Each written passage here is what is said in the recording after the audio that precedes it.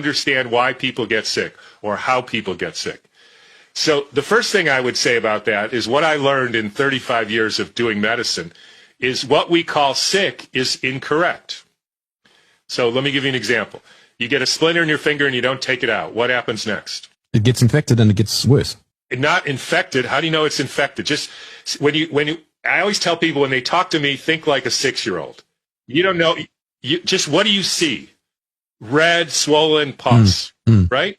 You agree? Yeah. Okay. And then what happens? The splinter comes out. So is the red pus, swelling, pain, is that the therapy or is that a disease? It's your body trying to remove the splinter. It's the therapy for the splinter. That's how your body gets rid of splinters. It's not an infection. That's an abstract concept. So what about if we put debris in your lungs, like smoke and particulate matter and chemtrail dust and, what happens next? I'll definitely feel terrible. And you get a cough, right? Yes. And mucus. Yes. And you try to cough up the mucus. Yes. And they go to the doctor and he says you have bronchitis. Yes. Is the cough, mucus, feel terrible? Is that the therapy for the debris or is that a disease? Yeah, I see what you're saying. So your body is trying to get rid of that toxin. Right, so it coughs it out. Yes. So only a fool would try to keep it in your body, or a medical doctor. So you can see that what we call disease is actually your body's attempt to heal. So a lot of people have houses, and a lot of people have like an entrance or a foyer to their house. So what if somebody comes and puts a whole lot of stinky garbage in your foyer? What do you do next? Well, Remember, no, you're a 6-year-old. I'll take it out. How? I want details. Okay, so I'll go to it. I'll pick it up and I'll take it outside to the bin or whatever. Yeah, you put it in a bag. Yeah. Scoop it up, put it in a bag, take it to the garage. And then when the garbage people come, you take it out to the curb and they pick it up, right? Okay, what if somebody puts garbage in the house called your body? What do? You would do the same thing in a sense. Put it in a bag. Yes. Called a tumor. And that's stinky garbage. And then you would take it out to the curb. That's called detoxification, sweating, pooping, diarrhea, coughing, etc. But what if they keep putting garbage in your house? And then your garage gets full. Then you put it in the spare bedroom. And then you can't take it out fast enough. And then you put it in the living room.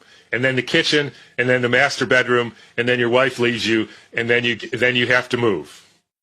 So same thing, you put garbage in your body, your house called your body, you put it in your breast or your prostate, and then that gets full, and then you put it in your liver and your brain and your bones, and then you can't live there anymore, and we call that dying. And it's all because you kept accumulating garbage, and because people called doctors tried to keep you from getting out the garbage. So every time you coughed and sweated and had heat to burn it off, they stopped you from doing that, and so then you accumulated more garbage. And then they say, well, now you have cancer, so we have to put more garbage in you called chemo, and then you die. Now, I started thinking about this in medical school because I asked an oncologist, so how does the cancer get from the breast to the liver? And he said it goes through the bloodstream. So I said, can you show it to me in the blood, the cancer cells? No. Why not? You just said it goes through the blood. We can't show it to you. There's not enough to see. So how did the garbage get from your garage to your spare bedroom? Obviously, it crawled through the hallway. No, it didn't. You chose, because one area was full, to put it in another area. Same with your body. The breast or the prostate got full, so you put it in the next organ, which may be your liver or your bones, and then the next organ, because you don't know how to get rid of it, just like what happened with your house. And so the whole idea we have of why did I get sick means somebody poisoned you, or you're starving, or you have toxic emotions, or psychological stress, or you fell off a horse, or you have delusional ideas. That's the main one. I remember last year I was in Asia, and I flew back. Now, this was the first time I actually thought about this. When I flew back, I got a bit of a respiratory illness about 1 or 2 days after getting home. And then I suddenly realized my whole life, I would have been told, well, you picked up a bug from somebody on the aeroplane.